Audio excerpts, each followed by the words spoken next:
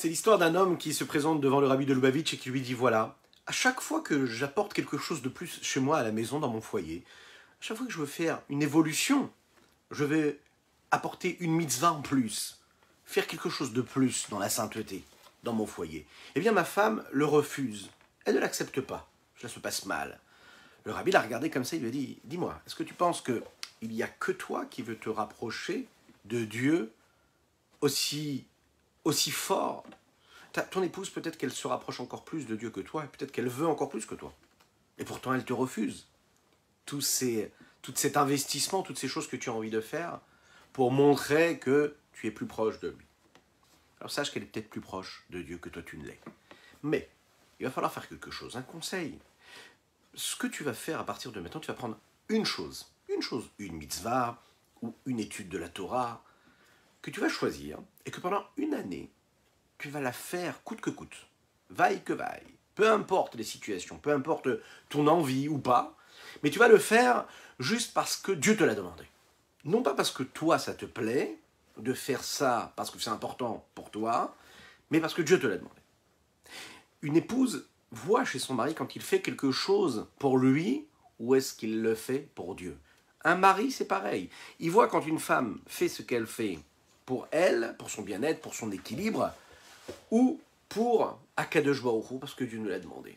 Et en fait, quand on réussit à faire ce que nous faisons dans la vie, parce que Dieu nous l'a demandé, et non pas parce que ça nous apporte quelque chose, pour une satisfaction personnelle, pour un équilibre, pour une harmonie personnelle, pour une forme de sérénité, eh bien, cela touche vraiment ce qu'il faut. C'est-à-dire en face de nous, on ne trouvera jamais aucune force contraire, aucune personne qui ne nous laissera pas évoluer dans notre sainteté, dans notre pureté. Pourquoi?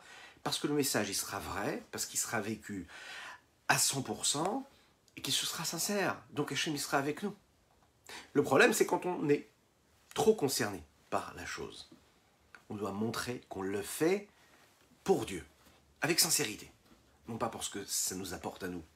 Le problème, c'est quand on est au centre. Et quand l'épouse, elle voit que le mari, ce qu'il fait, il le fait parce qu'il est au centre de l'histoire, parce que ça lui plaît, parce que ça fait partie de son équilibre, elle ne va pas trouver ça si bien que cela. Alors que quand il est sincère, elle verra qu'il fait ça pour Dieu. Quand un mari voit que son épouse, elle s'investit un petit peu plus dans la Torah, elle s'investit un petit peu plus dans la Kdusha, dans la sainteté, eh bien elle va sentir que, le mari sentira que ce message-là est sincère. Donc il s'investira un petit peu plus. Et il acceptera cette évolution. C'est un des sujets que nous allons aborder aujourd'hui, avec le Tanya du jour d'aujourd'hui et de Shabbat, Bezrat Hashem.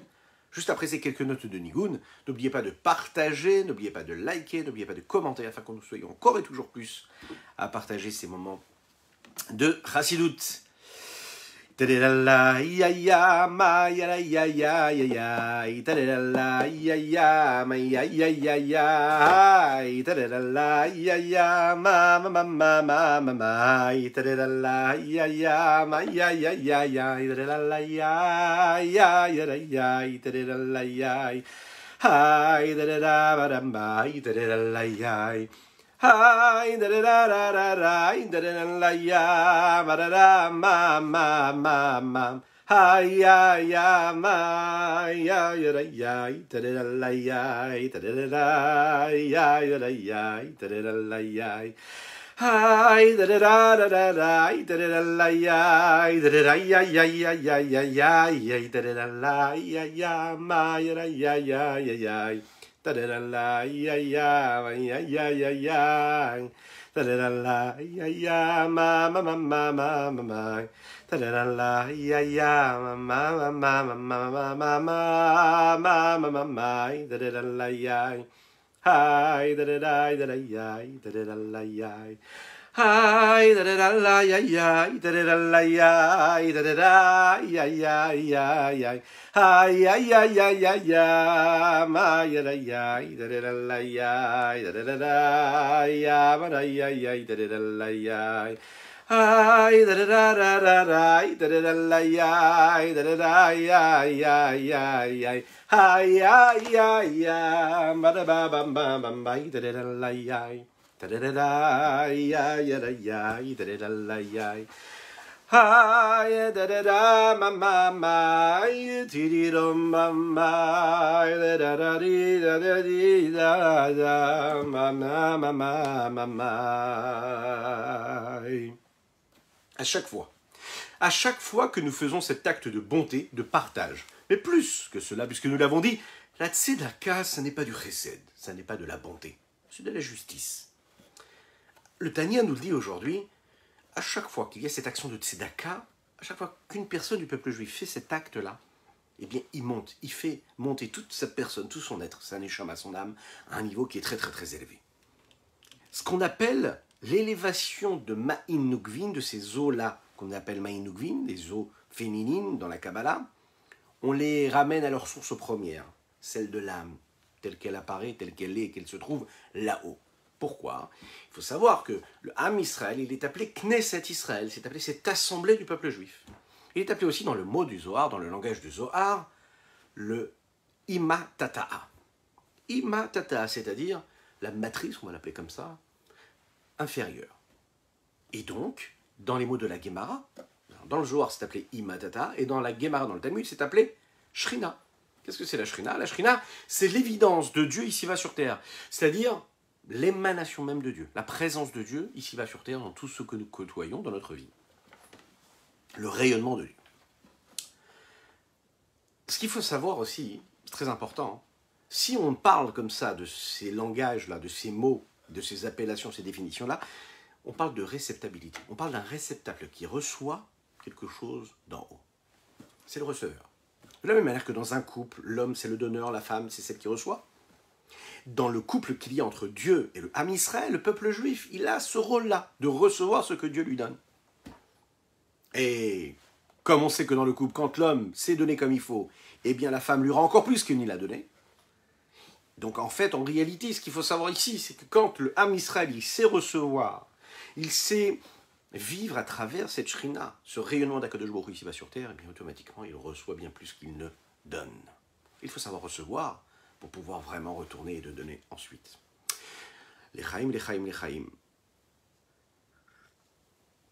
Nous étudions aujourd'hui pour le mérite de Moshe Michael Saadoun, qui nous soutient, Baruch Hashem, et bien sûr, on lui souhaite plein de bonnes choses, des belles brachot, des belles bénédictions qu'Hachem lui envoie. Vous savez quoi? Ça kala, très rapidement, dites Amen ve Amen. Amen ve Amen. Voilà, une belle bénédiction pour toutes et tous d'ailleurs. Pourquoi est-ce que c'est appelé comme ça? Alors il faut savoir que dans les différents niveaux des séphirotes, il y en a 10, la dernière Malchut, elle correspond aussi à cette matrice-là. Celle qui reçoit et celle qui donne. Malchut, c'est ça le rôle de Malchut. La séphira de Malchut, elle reçoit tout ce qui est là-haut et celle qui distribue ensuite au monde d'après. Dans le monde d'Atsiut, qui est le premier monde, qui est suivi du monde de Bria, Yetzira, Asiya, il y a aussi ces différentes forces, ces différentes formes. Vous savez, ces 10 tikkunim, ces 10 forces-là, ces 10 séphirotes, dont nous avons parlé d'ailleurs, pour ceux qui ont l'habitude de dire ce texte-là de Patach Eliyahu avant la Tefila ce soir, de Erev Shabbat, nous parlons de cette Malchut-là. Et la Malchut, celle qui donne aux autres, c'est-à-dire celle qui reçoit tout d'en haut, donc du monde d'Atsilut, c'est celle qui va redistribuer ensuite aux séphirotes qu'il va y avoir dans les mondes d'après. La Malchut, c'est celle qui permet la connexion, celle qui permet le passage, la transmission. La Shrina, comme nous le disons, Veshachanti Betocham, Akadosh Baruch Hu demande à chacune et chacun que l'on fasse un lieu de notre vie, que ce soit un lieu de demeure pour Dieu ici-bas. Veshachanti Betocham, et je pourrais résider parmi vous. Parce qu'Akadosh Baruch Hu, en fait, il réside parmi nous, il ne reste pas là-haut. Il réside, qu'est-ce que ça veut dire qu'il réside? Ça veut dire qu'il intègre notre existence profonde et extérieure. Il intègre notre vie, à savoir qu'il s'habille en nous, il s'habille dans les mondes inférieurs. C'est donc la définition que nous donnons d'ailleurs aussi à la séphira de Malchut, qui elle aussi, bien qu'elle a reçu tant et tant de choses du monde d'Atsilut, qui est le monde de tous les possibles, le monde où il n'y a pas de limite, la forme de Malchut d'Atsilut, elle permet qu'il y ait une jonction qui est de quoi donner, distribuer et descendre dans le monde de Bria qui va suivre le monde d'Atsilut. Dans le Zohar, nous appelons ça Knesset Israël. Parce que le Zohar, vous savez ce que c'est le Zohar? Le Zohar, c'est les parties cachées de la Torah. C'est les secrets de la Torah. Et le Zohar explique en fait que le monde d'Atsilut, tel que nous le connaissons et le voyons, c'est ce monde-là en réalité où normalement il n'y a pas de forme, il n'y a pas de limite. Hein, c'est curieux de dire Malchut dans le monde d'Atsilut, parce que dans le monde d'Atsilut, il n'y a pas de forme, il n'y a pas de limite, il n'y a pas de cadre. On est avant toutes les limites et tous les cadres qu'il peut y avoir. Donc il y a la possibilité de Malchut, il y a la possibilité des autres séphirotes. Cette possibilité prend forme quand elle descend dans le monde de Bria.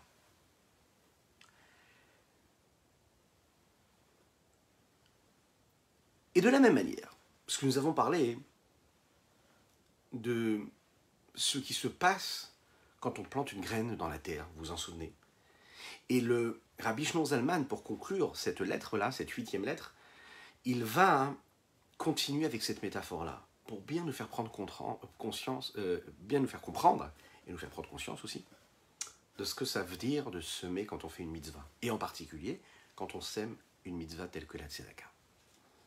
De la même manière que quand on sème une petite graine, on est en train de faire quoi? D'élever, d'attirer, de réveiller la capacité, les forces et les potentiels qu'il y a dans la terre de faire pousser quelque chose.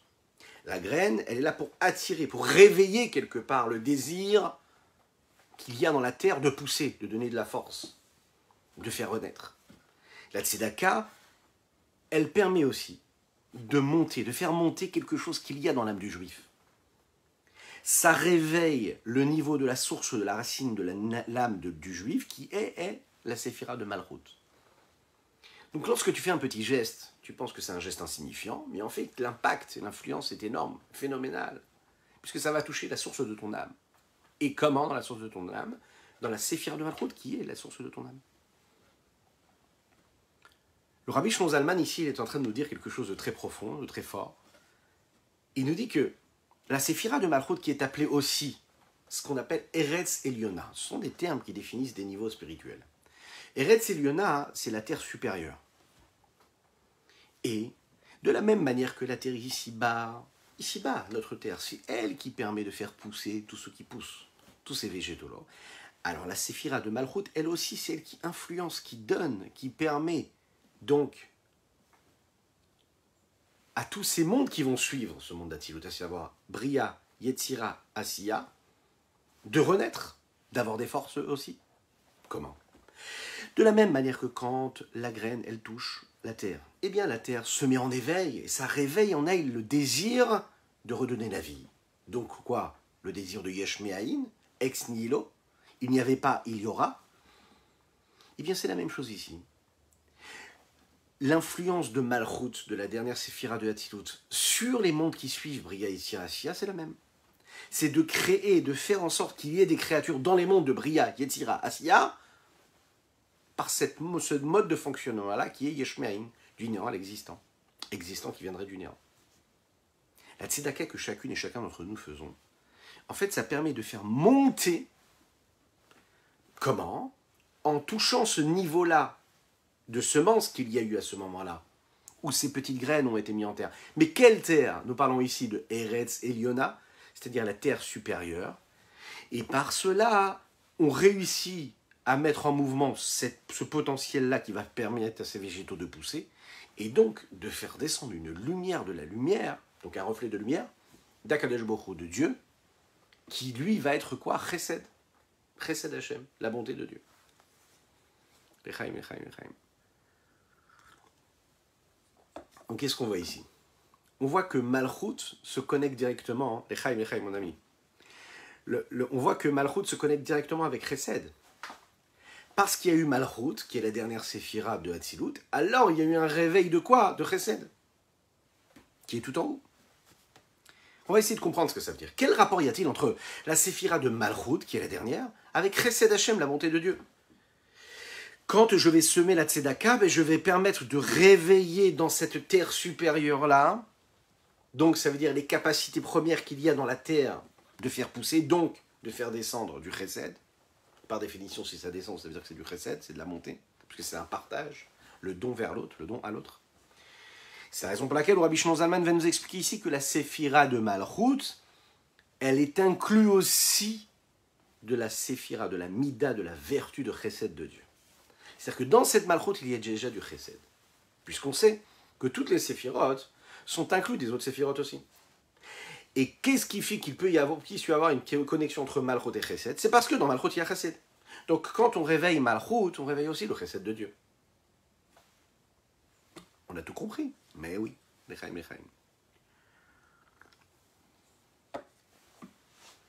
Prenez l'exemple de ce que nous appelons ici la plantation de semences, de graines et de grains qui vont donner naissance à 3 niveaux différents et de 3 façons différentes.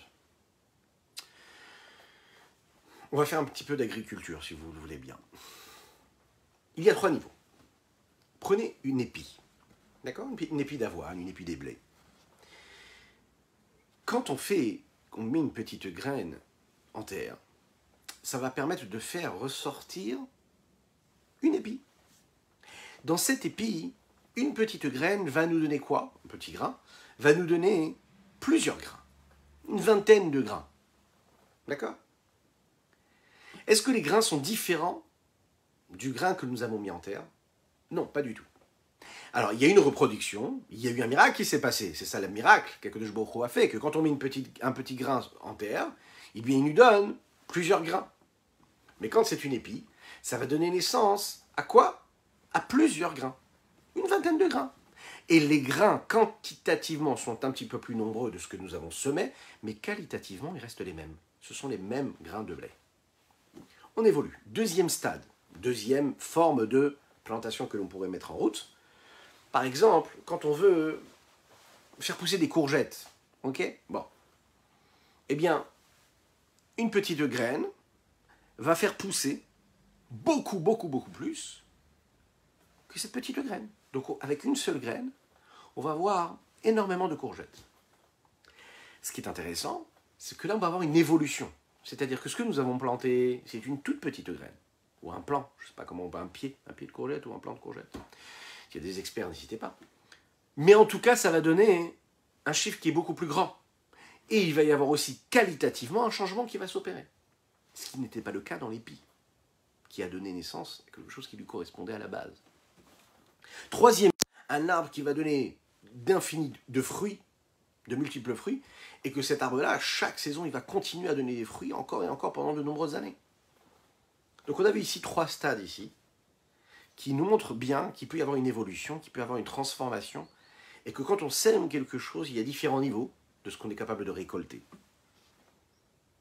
Le Rabbi Shlomo Zalman ici, quand il fait référence à cela, il vient nous faire allusion à quelque chose ici. Il a envie de nous dire une chose, que quand on fait la mitzvah de la tzedaka, et d'ailleurs la mitzvah de la tzedaka, c'est un petit peu appelé comme la tefila, vous savez, la tefila c'est appelé quoi? Avodat tefila.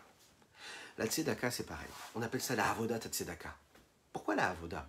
Avoda c'est quelqu'un qui va travailler dur la terre. Avoda c'est quelqu'un qui va se lever tôt le matin, qui va travailler, qui va ouvrir sa boutique, qui va travailler dur. Et là on est en train de nous dire que quand on fait la tefila, il faut travailler. C'est avoda, c'est une avoda, c'est un travail sur soi. On le sait. Sha'at tefila, sha'at krava. Au moment où on est en train de faire la tefila, c'est un combat. Mais bien sûr, c'est un combat sur soi-même. Rester concentré, comprendre ce qu'on dit, etc., etc. Quand on fait la tzedaka, c'est aussi une avoda. Ça veut dire que c'est aussi un effort. C'est pas juste à donner une pièce. Il faut le faire comme il faut le faire même quand on n'a pas envie.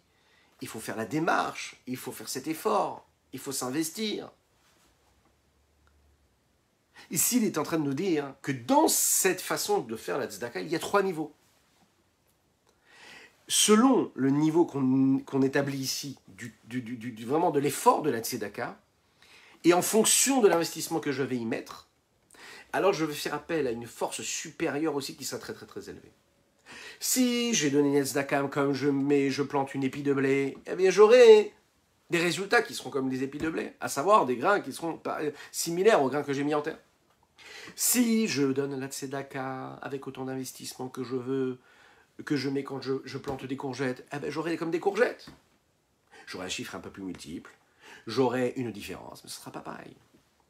Si je veux vraiment mettre en éveil vraiment des mondes supérieurs, des forces supérieures, si je veux réveiller le Koach HaElyon, la force supérieure suprême et profonde qui dépasse tout, qui va chercher même ce qu'on appelle Eretz Elyona, la terre supérieure suprême, Comme le Rabbi Levi Yitzhak, le père du Rabbi de Lubavitch, le Rabbi Levi Yitzhak était un grand Mekoubal. Il dit que même dans la terre supérieure, comme la terre ici-bas, comme nous avons donné ici 3 niveaux, il y a la terre supérieure, la terre suprême. Et dans cette terre supérieure, il y a quoi? Il y a Knesset Israël, donc l'assemblée du peuple juif. Il y a Imatata, dont nous avons parlé, tel que c'est décrit dans le Zohar, Imatata. Et puis il y a la Shrina, celle que nous connaissons aussi. C'est des 3 niveaux-là. Et nous aussi, on est capable d'atteindre ces 3 niveaux-là. Comment? Parce qu'on va travailler la terre, on va travailler aussi la tzedaka. Pour investir et pour recevoir, il faut travailler. Donc, voilà ce qu'il nous reste à faire. Et voilà ce qui va se passer quand on va faire la tzedaka de cette façon-là, les chaim.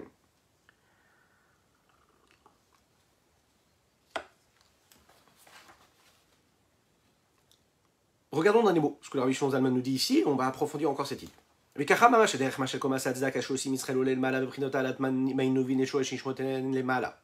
הנקרא בשם כנסת ישראל ואימתתה בלשון הזוהר ושכינה בלשון הגמרא, הקלולה מכל מידותיו של הקדוש ברוך הוא מייחדת בהן בתכלית. La séphira de Zohar, la séphira de Malchut, elle inclut toutes les autres vertus de Dieu et elle est en unicité totale avec elle. Verishitan i midat chesed, et la première de toutes ces midot, c'est quoi? C'est la mida de chesed, l'attribut de bonté. Et par cette élévation-là, alors on réveille la bonté de Dieu véritablement. Quel est cet éveil-là? C'est le dévoilement de la lumière du Saint béni soit-il. Les raids ou les haïr, les matal, les neshamot Israël, afin de faire descendre et d'éclairer ici-bas les âmes du peuple juif. Comment? Avec un niveau de dévoilement puissant qui dépasse tout, précisément et particulièrement au moment de la tefila. Parce que comme on va donner la tzedaka avant la tefila, eh bien ce dévoilement on l'aura pendant la tefila.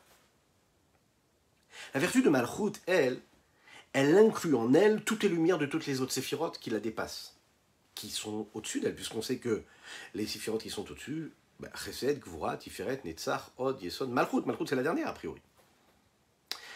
Et de la même manière que quand, par exemple, vous savez, quand on parle, qu'est-ce qu'on fait quand on parle? On est en train de développer, on est en train de partager, d'extérioriser les sentiments profonds que nous avons en nous.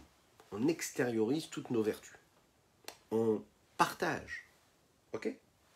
On dévoile nos vertus. Par exemple, enfin en tout cas, ça dépend de ce qu'on va dire. Si c'est par exemple un sentiment d'amour, alors à ce moment-là, on va développer l'amour que nous avons en nous, qui est une vertu.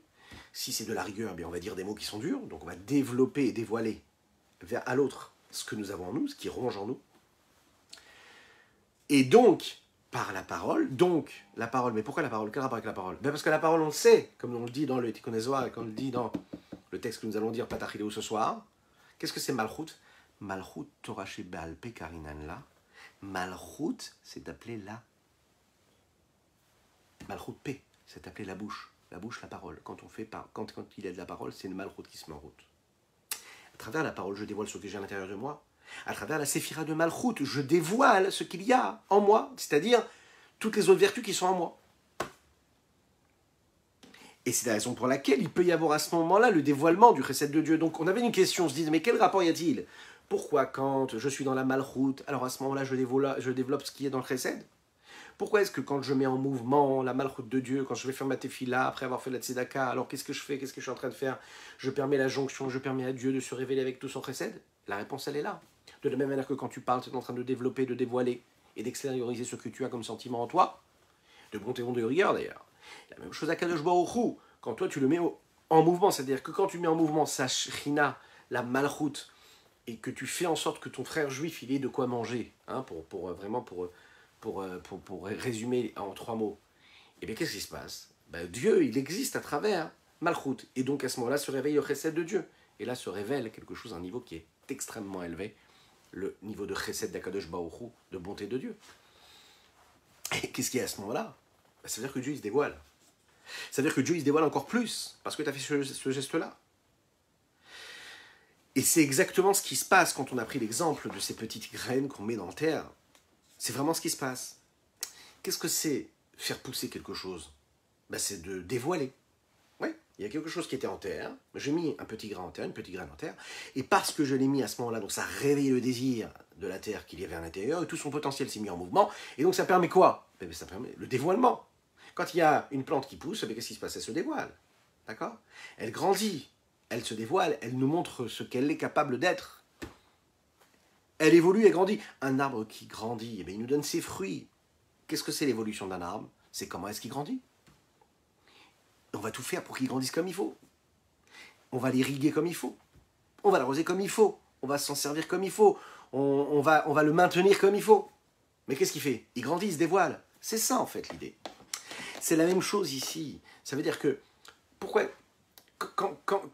c'est-à-dire que si par exemple on se pose la question ici, et n'hésitez pas à répondre vous dans les commentaires, en live ou en replay, quand on voit par exemple une petite fleur qui est en train d'éclore, quand on voit une plante qui grandit, quand on voit un arbre qui commence à pousser, d'après vous, si on vous dit maintenant que dans la terre il y a toutes ces vertus-là, il y a la bonté, il y a la rigueur, il y a l'harmonie, il y a toutes ces choses-là, quelle est la vertu qui se met en mouvement lorsque la plante commence à grandir et à éclore? Quand l'arbre commence à donner des fruits, quelle est la vertu? D'après vous?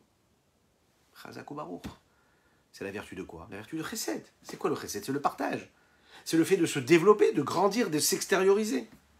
Donc de la même manière qu'ici, quand tu veux faire pousser quelque chose, tu permets à cette graine-là de pousser, de se développer, de se dévoiler. Alors la même chose, ça va réveiller aussi quelque chose ici en haut, Eretz Eliona, dans la terre supérieure suprême, que ça va réveiller le Chesed HaKadosh Baruch Hu, dont toute la création dépend, puisque la création du monde, la création de chaque élément de la nature provient de cette bonté de Dieu. Et alors, et pourquoi on a besoin de Chesed? Vous savez, vous connaissez ce principe-là. Qu'est-ce qu'il dit à Kadosh Baruch Hu? Olam Chesed Ibani. Moi, c'est un monde de bonté que je veux partager, que je veux construire. C'est la seule chose qui m'intéresse, c'est que ce soit de la bonté. Et tout est régi par cela, si on regarde bien, c'est régi par le don. Chaque fois qu'on est dans le retrait, quand on est dans « je garde pour moi, je fais ce qui m'intéresse à moi », eh bien on est complètement à l'inverse du projet divin. Quand on veut se rapprocher du projet divin, qu'est-ce qu'on fait? On est dans le partage, dans le don. Les chaim, les chaim, les chaim.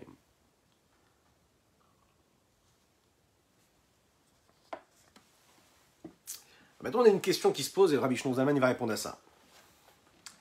On sait que la grandeur d'Akadosh Baruch Hu, c'est quoi? C'est qu'il est au-delà de toutes les limites. Okay? Si Dieu est au-dessus de toutes les limites, comment est-ce qu'on peut le définir en tant que chesed? Okay? Chesed, ça veut dire quoi? Ça veut dire qu'il est bon. Mais si par définition, si tu es bon, ça veut dire que tu te limites par la bonté. Vous allez me dire, mais pourquoi? Non, la bonté, c'est pas de la limite. Ben oui, c'est de la limite. Vous savez pourquoi? Parce que si je suis, ça veut dire que je pourrais ne pas être, et je décide d'être. Je suis généreux. C'est-à-dire que j'ai la possibilité de ne pas être généreux, et je deviens généreux. Le fait de décider d'être généreux, c'est une forme de limite. Ok? Vous allez me dire, mais non, pas du tout, je suis en train de donner. Oui, tu es en train de donner. Mais si tu donnes, ça veut dire que tu as décidé de donner. Si tu donnes, tu es dans les limites de celui qui donne. Donc même quand on donne, on est dans une forme de limite. Et quand je dis que Dieu, lui, il est chesed, ça veut dire que je suis en train de le délimiter. Et Dieu, il est au-dessus de toute limite. Velikdulato en cheker, sa grandeur, c'est qu'il n'a pas de limite. Pourquoi? On sait que devant Dieu, rien n'existe et rien qui est considéré.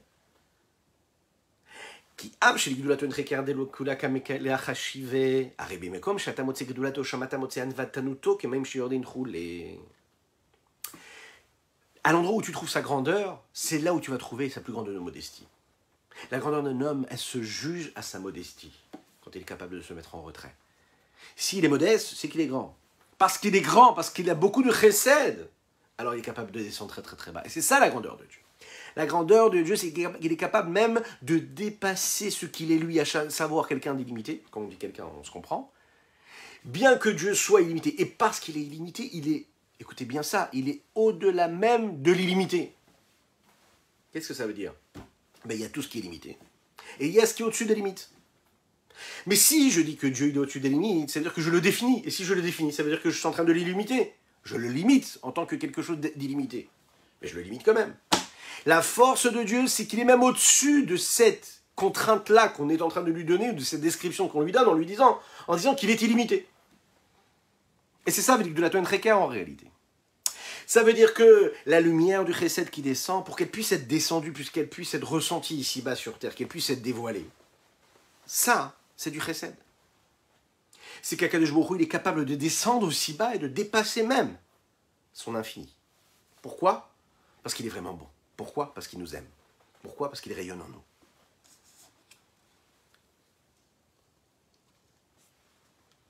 וזהו שכתוב זרח בחושך אור לישרים חנון ורחום וצדיק. Il est dit comme ça dans les textes. Dans l'obscurité, il va rayonner, et dans l'obscurité, il sera capable de donner, d'être miséricordieux à celui qui en a besoin. Pourquoi? Parce que d'Aliédé, chez Ha'adam Chalon Verachum Vetzadik, Tzedakot Ha'av, Gorem le Or Hashem Sheizrach le Nishmato Amulbeshet Begufo Omed Bachosher Shumashcha Lechavia. L'homme.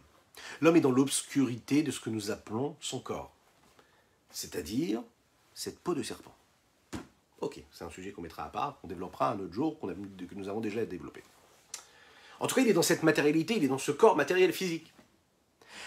Le texte nous dit ici comme ça, que quand un homme, il est chanoun, il est rachoum, il est tzaddik, ça veut dire qu'il est miséricordieux.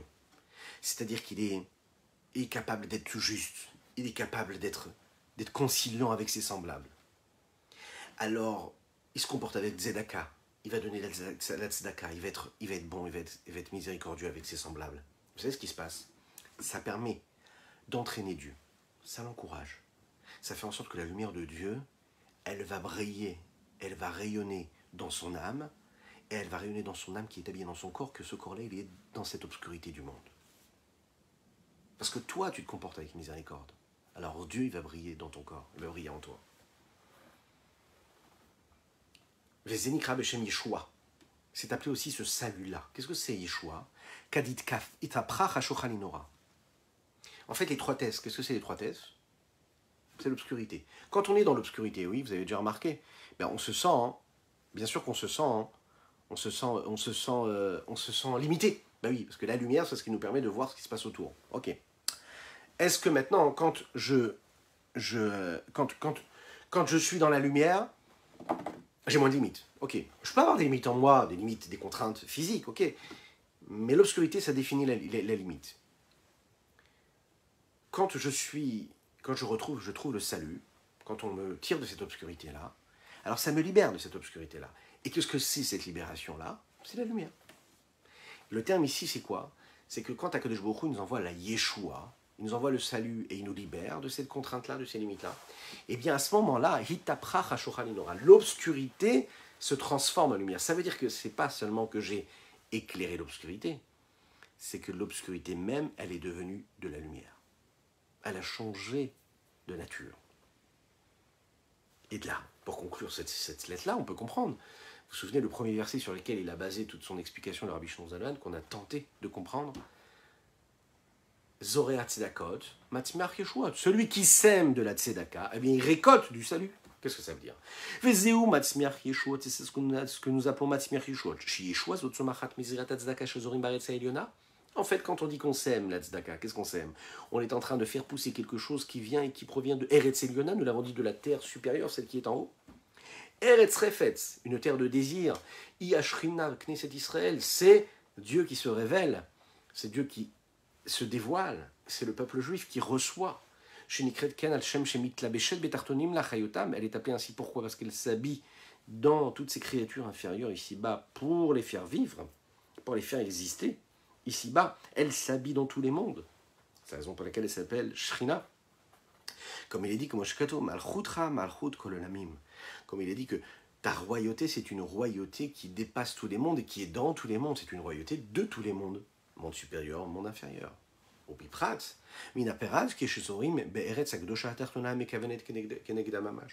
Et encore plus fort, quand on est en train de, précisément, de semer dans cette terre-là, ici-bas, Be'eretz HaKodesh. Et là, le détail, il est intéressant.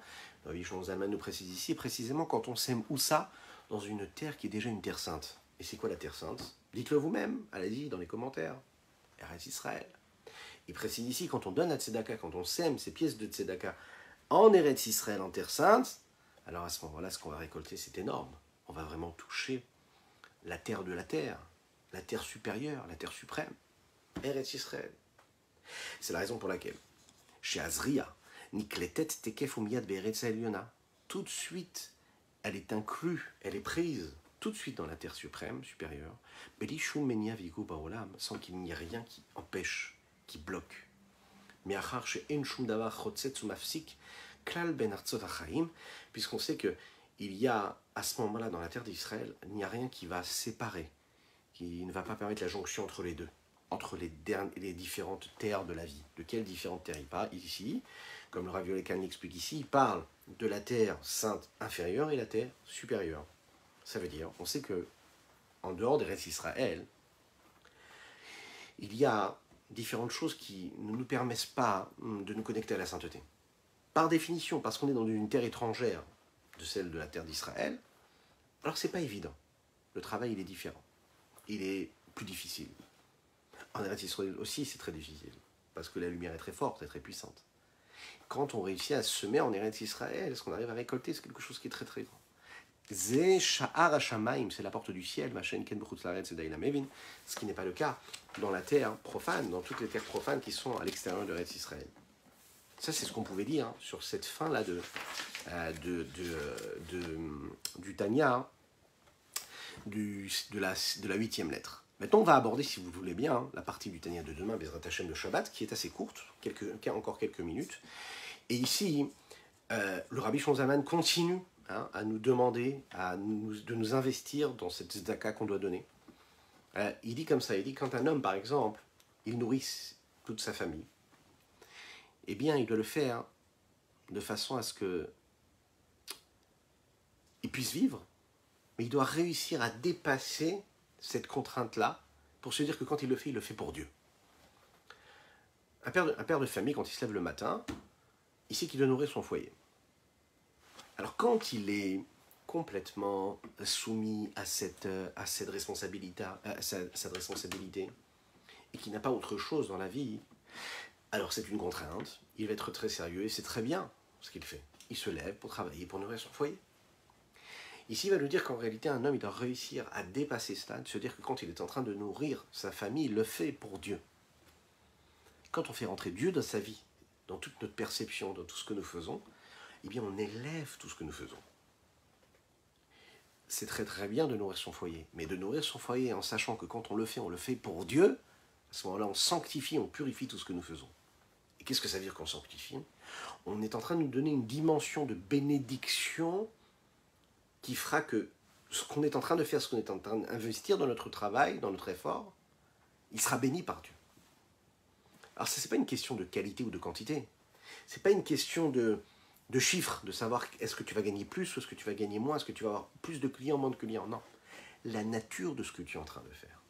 La respiration qui va sortir de tes poumons au moment où tu es en train de travailler, tu fais ça ou ça va être une respiration qui va être beaucoup plus saine, beaucoup plus pure. Pourquoi? Parce que ce que tu seras en train de faire, tu seras en train de le faire l'Eshem Shamaim, pour Hachem, pour Dieu, pas pour une autre raison. Tu vas diriger réellement tout cela. L'Echaim. Qui c'est qui nous paye? Je vois une question qui arrive. Qui c'est qui nous paye? Ben, c'est Dieu qui nous paye. Je pense qu'on a raconté cette question-là. On a raconté cette petite histoire. Je ne sais plus si on a raconté cette petite histoire dernièrement. C'est l'histoire d'un homme qui va demander la tzedaka. Ah oui, mais je crois que c'est hier que nous avons raconté ça, je ne sais plus.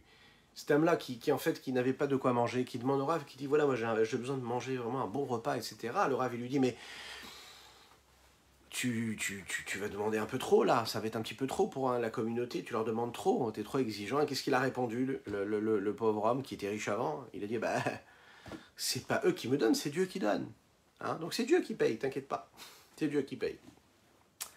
C'est à nous juste d'être capables de savoir garder notre place pour devenir les passeurs, les transmetteurs. Il faut le savoir qu'on est juste des transmetteurs.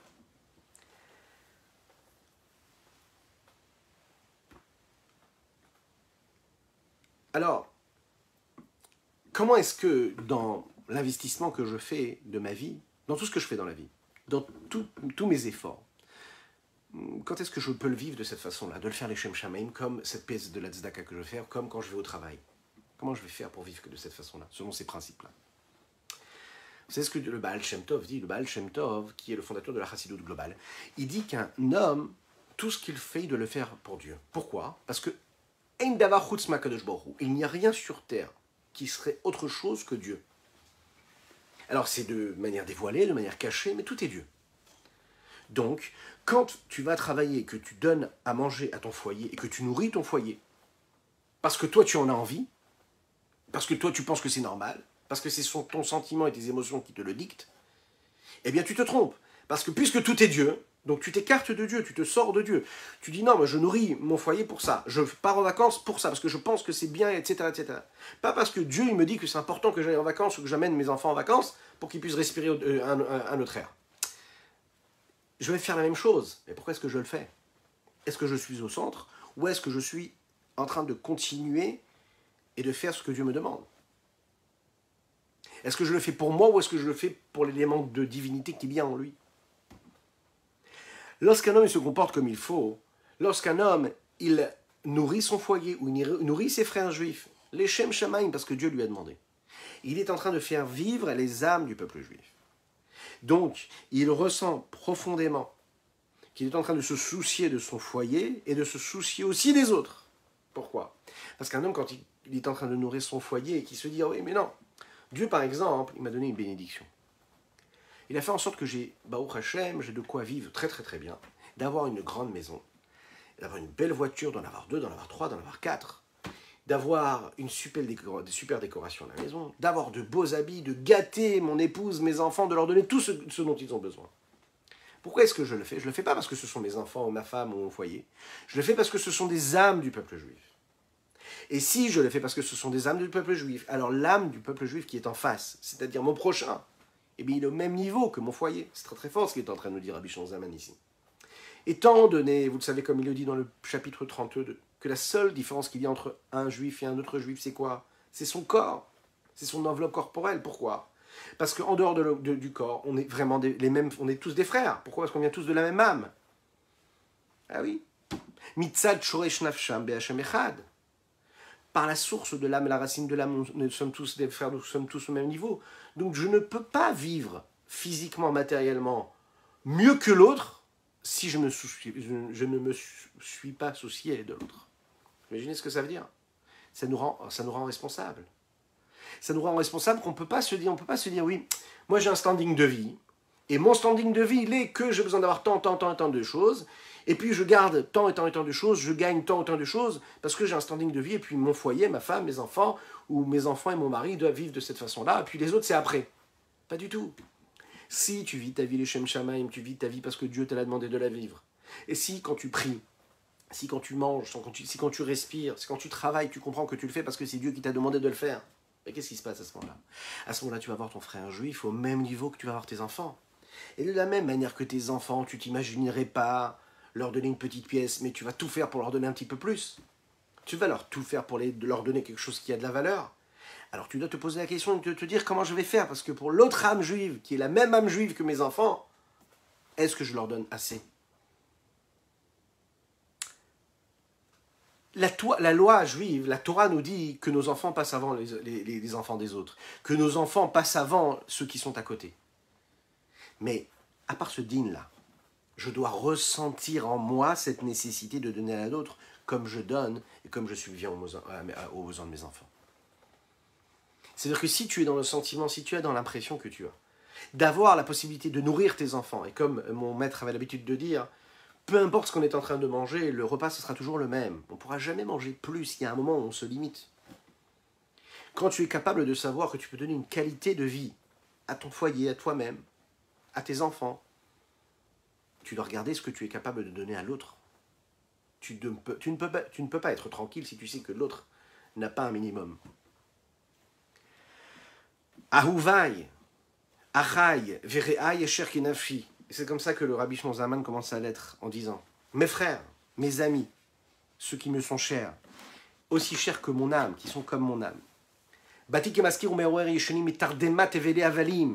dit: je suis là, comme quelqu'un qui vient vous réveiller, qui vient vous ramener à la vie, vous réveiller de votre sommeil, de ce sommeil-là, de toutes les vanités, de toutes les futilités du monde. Et pour ouvrir les yeux de ceux qui ne voient pas, il y a bitulirot, qui puissent voir. Nous parlons ici de la vérité. Quelle est la vérité? La vérité, c'est que Einon Milvado, il n'y a rien d'autre que Dieu. Et ceux qui voient le monde comme quelque chose qui existe indépendamment de ce que Dieu est à travers l'existence et l'entité monde, qu'est-ce qu'ils sont? Ils sont aveugles, ils sont non-voyants. Pourquoi? Parce que si, quand tu regardes le monde, qu'est-ce que tu vois? Tu vois le monde et tu ne vois pas Dieu qui est dans le monde. Alors à ce moment, tu es aveugle, parce que tu ne vois pas ce que tu dois voir. Tu es censé voir Dieu qui est dedans. À ce moment-là, tu vas chez l'ophtalmo, tu prends des lunettes, tu mets des lentilles de contact. Et là, tu vas voir Dieu.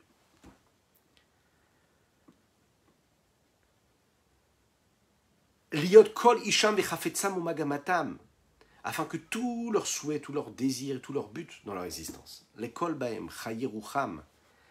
Bimekor ma'im chaim chaya chaim. Regardez les mots qu'il emploie ici. Kol yemechayem minefesh vadvasar. Il répète 3 ou 4 fois, ou 4 ou 5 fois le mot chaim, afin de faire vivre l'esprit, la source de la vie, la source de l'eau de vie, qui est la vie de la vie. Toute leur vie, dans tous les jours de leur vie, que ce soit de l'âme jusqu'à la chair. Qu'est-ce que ça veut dire? L'homme, en fait, il doit inclure dans sa vie la vie qu'il a, c'est-à-dire une vie de spiritualité, une vie divine, de divinité, qui est la source même de toutes les vies, pendant toute sa vie. Ça veut dire, qu'est-ce que ça veut dire? Ça veut dire non pas seulement quand il est préoccupé par l'étude de la Torah ou quand il est en train de faire des mitzvot, mais toute sa journée. Kol yemei hachaim, ça veut dire toute la journée, toutes les heures de sa journée, toutes les minutes qui passent dans sa journée, doivent être quoi? Que ce soit minefesh vadbasar, ça veut dire de son âme à sa chair. Qu'est-ce que ça veut dire?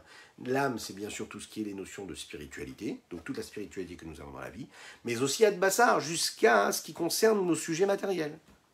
Dehainu, ça veut dire que kol milé de alma veiske parnasa. Toutes les préoccupations du monde que nous avons, qui sont nécessaires, le fait d'être investi dans la parnassa, de devoir travailler, loye kilu davadim les garmayou.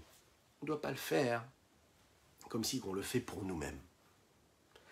Veloye beit Israël qui kol agoim.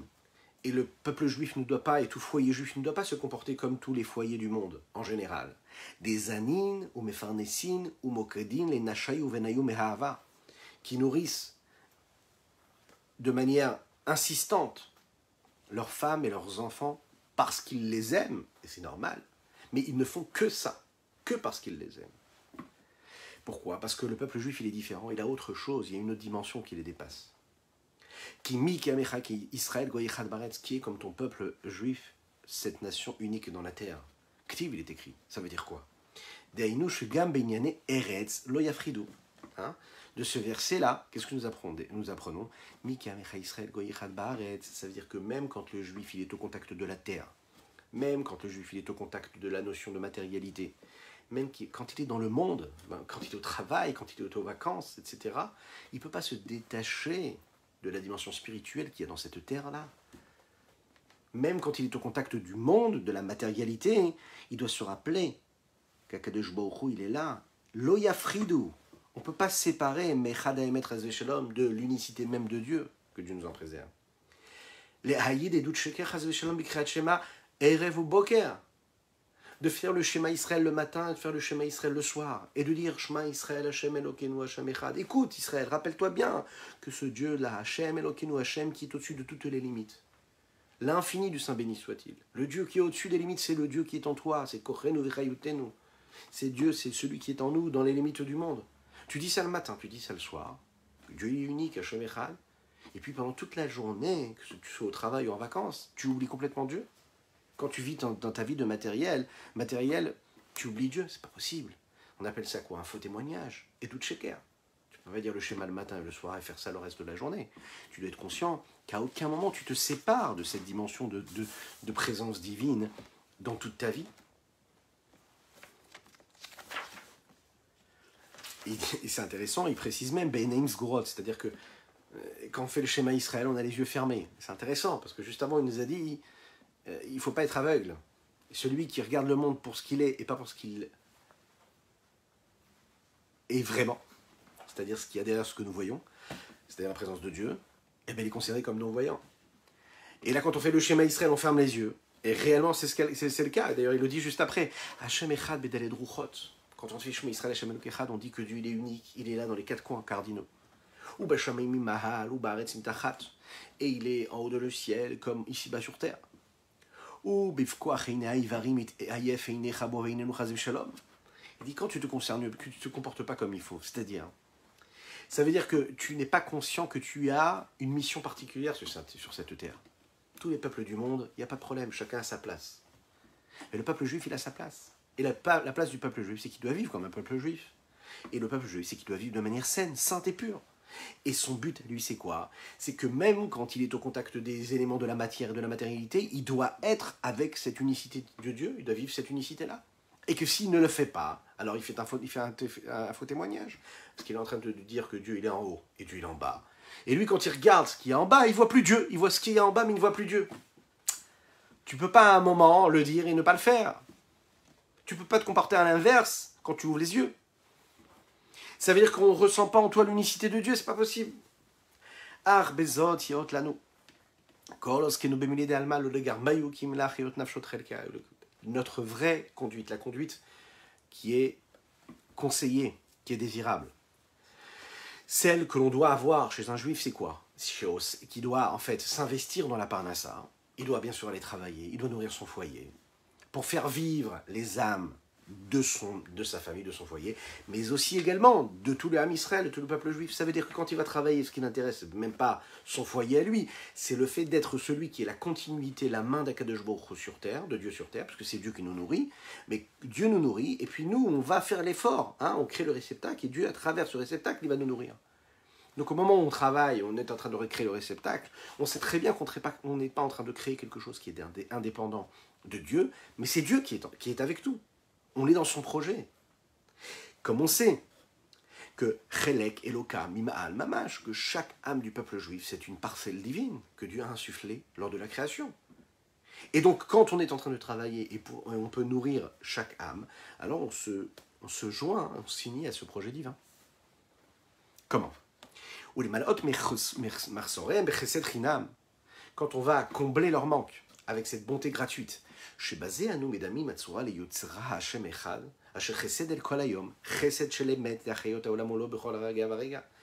moment-là, on est en train de ressembler à Dieu quelque part.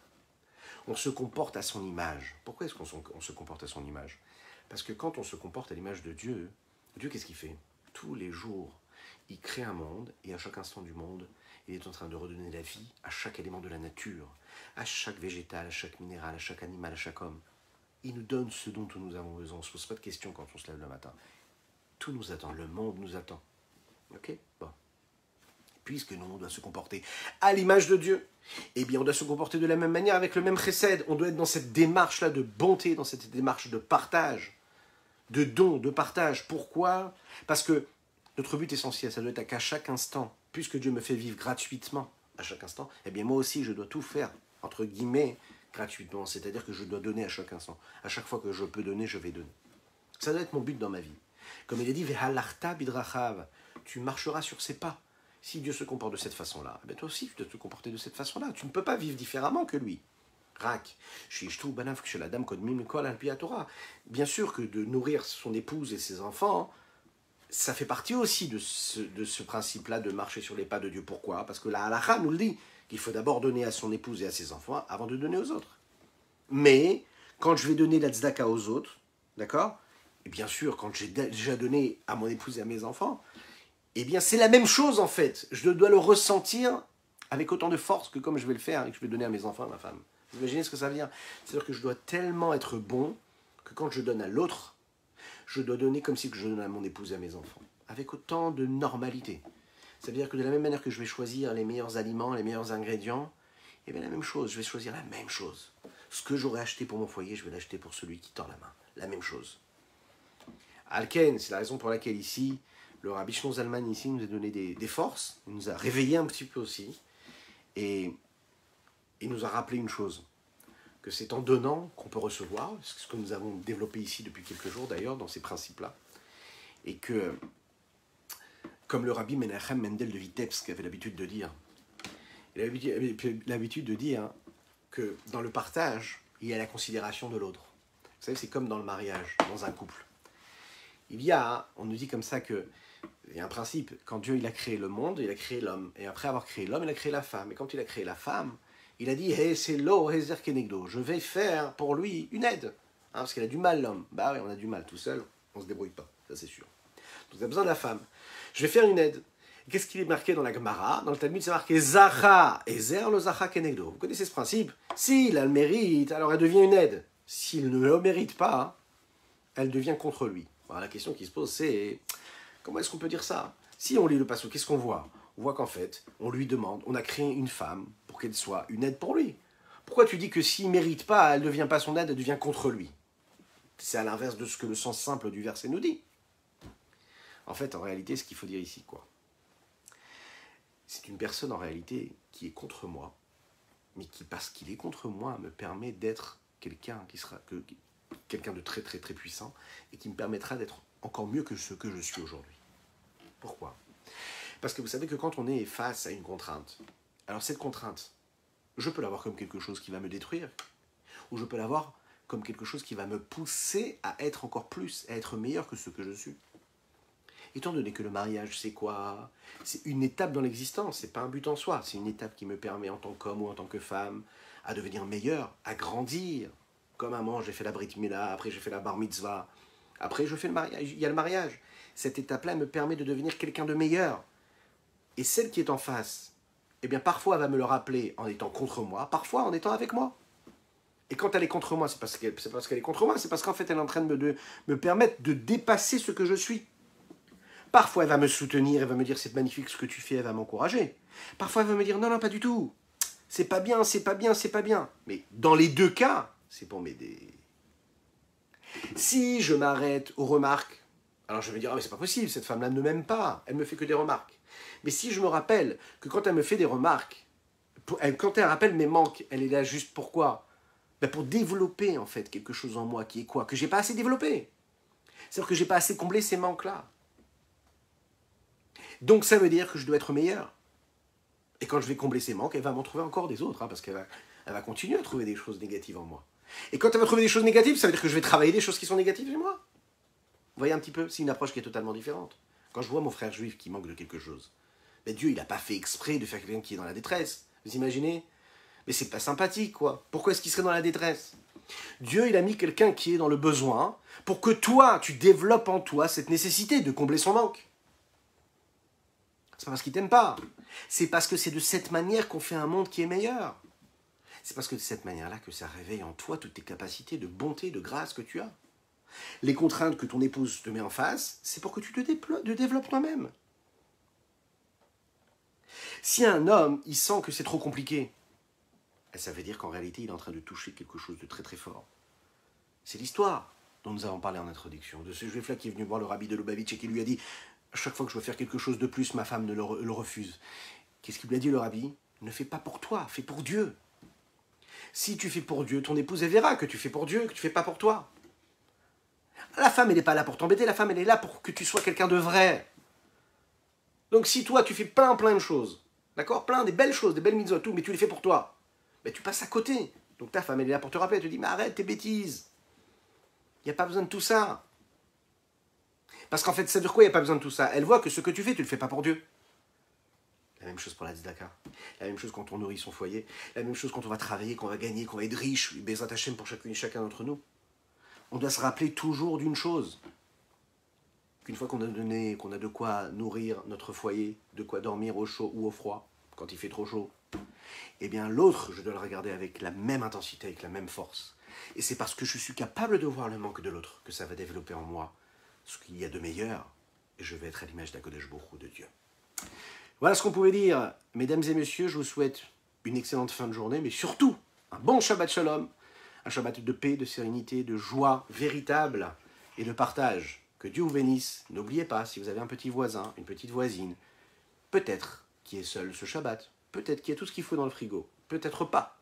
Pensez à elle, pensez à cette personne-là, et même si elle a tout ce qu'il faut, tapez à la porte, un petit sourire, une petite fleur. N'hésitez pas, vous ramènerez de la joie. Shabbat Shalom, Shabbat Shalom.